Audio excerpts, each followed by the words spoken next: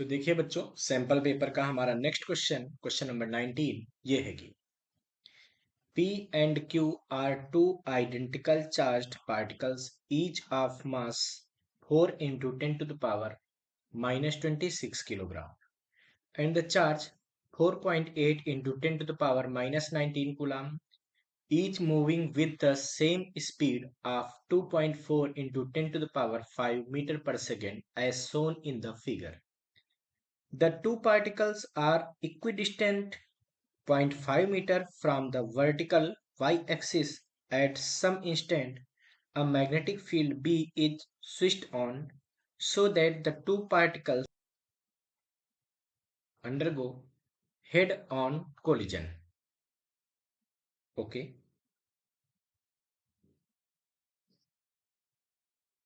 Find the direction of the magnetic field and the magnitude of the magnetic field applied in the region. Okay. देखिए बच्चों, तो देखिए बच्चों, इस question में हमसे कहा गया है कि P और Q, तो देखिए यहाँ पे आपको दिख रहा ना, ये P है और ये Q है। ठीक है, कहा जा रहा है ये दो चार्ज पार्टिकल हैं और दोनों का मास अपने को दिया है। ठीक है, कितना दिया है भाई? मास ऑफ P जो है एंड मास ऑफ Q दोनों अपने को दिया है ना। ये कितना दिया बेटा? ये दिया 4 × 10⁻⁻26 किलोग्राम। ठीक है, और कह रहे हैं उनका जो चार्ज है, मतलब दोनों का चार्ज भी सेम है, ध्यान रखना। यानी कि Q of P and Q of Q both is equal and it is equal to 4.8 into 10⁻⁻19 coulomb. अपने से कह रहे हैं कि ये दोनों ही सेम वेलोसिटी से चल रहे हैं, मतलब Vp और Vq भी सेम होगा। बिल्कुल सही बात है। ये कितना होगा? ये दिया है 2.4 इंटू 10⁻5 मीटर पर सेकेंड। अच्छा, और हमसे कह रहे हैं बेटा कि ये दोनों, ठीक है, वाई एक्सिस में एक दूसरे से 0.5 मीटर की डिस्टेंस पर है। ठीक है, वाई एक्सिस से मतलब ये वाई एक्सिस है, देखो इससे क्या है, इधर भी 0.5 मीटर है और इस साइड भी डिस्टेंस 0.5 मीटर है। अच्छा, और इनके बीच की वर्टिकल डिस्टेंस देखो, ये वाली भी दिया है अपने को। ये डिस्टेंस कितना दिया है बच्चों? ये दिया है 1 मीटर। अब सोचने वाली बात है बेटा, सोचो, क्यू पार्टिकल यहाँ पे है, कुछ ऐसे डायग्राम बना हुआ है। ठीक है, ये वाई, एक पार्टिकल यहाँ पे है, ये है पी और ये है क्यू। ये डिस्टेंस अपने को कितना दिया है? 0.5 मीटर। ये डिस्टेंस भी अपने को क्या दिया बेटा? यहाँ से 0.5 मीटर। कह रहे ना, दोनों की वाई एक्सिस से डिस्टेंस कितना है? 0.5 मीटर है। ठीक है, और एक्स एक्सिस से इनकी डिस्टेंस कितनी है बेटा? ये डिस्टेंस दिया अपने को 1 मीटर। हमसे कह रहे हैं ये हेड ऑन कोलिजन करे। अब बेटा देखो, समझने वाली बात है, क्यू पार्टिकल किधर आ रहा, देखो उसके मोशन की डायरेक्शन में बना रहा हूँ। ये देखो ऐसे इधर आ रहा ना, रेड कलर से देखो बनाया, ये इधर आ रहा। ठीक है, वाई एक्सिस की तरफ। इधर भी ये देखो, ये इधर आ रहा, ऐसे आ रहा, इस तरफ आ रहा बच्चों, है ना। अब करें ये दोनों हेड ऑन कोलिजन करें, इसके लिए डायरेक्शन क्या होगी मैग्नेटिक फील्ड की? डायरेक्शन ऑफ मैग्नेटिक फील्ड, तो भाई अपने को राइट हैंड रूल मालूम है। राइट हैंड रूल क्या कहता था बच्चों? Right hand palm rule.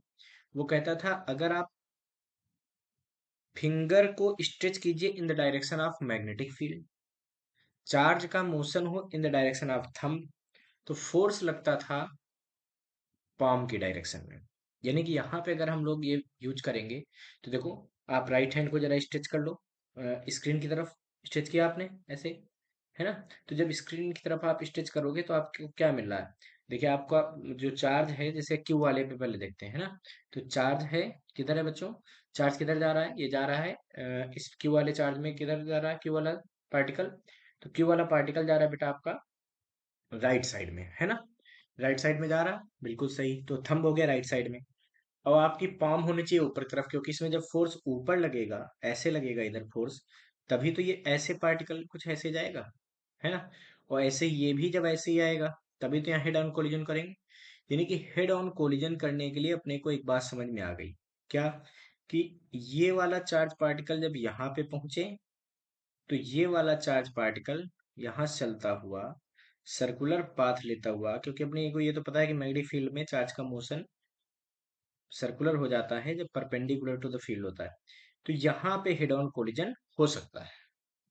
Simple सी बात है, इस चार्ज पार्टिकल का सेंटर कहीं यहाँ जाएगा, इस चार्ज पार्टिकल का सेंटर कहीं यहाँ जाएगा, यानी कि ये इसकी रेडियस बन जाएगी। तो रेडियस इसकी भी होनी चाहिए 0.5 मीटर, और इस चार्ज पार्टिकल की भी रेडियस क्या होनी चाहिए?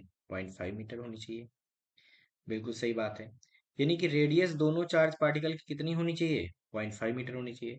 और बेटा जब ऐसा हम लोग सेट कर रहे थे राइट हैंड को, अब आप फिर से फिंगर ऐसे स्ट्रेच करके देखिए। जब आपने क्यूब पार्टिकल पे पहले आप फोकस कीजिए, ठीक है? आपने क्या किया? राइट हैंड को ऐसे स्ट्रेच कर लिया, ठीक है? और जब स्ट्रेच करेंगे तो आप देखिए, जब थंब को आपने रखा राइट साइड में, ठीक है, और पाम को रखा कि ऊपर की तरफ फोर्स लगे, तो आपको दिख रहा होगा जो फिंगर है वो आपकी आ रही है इनवर्ड। इसका मतलब यहाँ पे मैग्नेटिक फील्ड कैसी चाहिए? इनवर्ड चाहिए। इसी तरीके से अगर पी में आप यही चीज सेटिस्फाई करेंगे, भाई पी वाला पार्टिकल किधर जा रहा है? लेफ्ट में जा रहा, तो जब आप उसको पाम को वैसे ही रखेंगे तो आपको दिखेगा कि इसके लिए भी फिंगर जा रहे हैं इनवर्ड। इसका मतलब the direction of magnetic field is inward. तो बी किधर होनी चाहिए? टूवर्ड्स इनवर्ड होनी चाहिए, ठीक है, अंदर की तरफ होनी चाहिए। ठीक है भैया, मैग्नेटिक फील्ड तो अंदर की तरफ हो गई। अब जरा यहाँ पे देखिए बच्चों, अब अपने को क्या बात आ रही है? अब अपने को बात आ रही है कि मैग्नीट्यूड ऑफ मैग्नेटिक फील्ड कितना होगा। तो देखो अपने को पता चला ना कि पी और क्यू दोनों की जो रेडियस है, चाहे आर पी, ठीक है, और चाहे आर क्यू, ये क्यू वाला पार्टिकल है, ये पी वाला, दोनों की रेडियस कितनी होनी चाहिए? 0.5। बिल्कुल सही। अब बच्चों यहाँ से आप मैग्नेटिक फील्ड का मैग्नीट्यूड निकाल सकते हैं। देखिए, आपको पता होना चाहिए कि रेडियस का फार्मूला क्या होता है मैग्नेटिक फील्ड से? ये होता है M V upon Q B.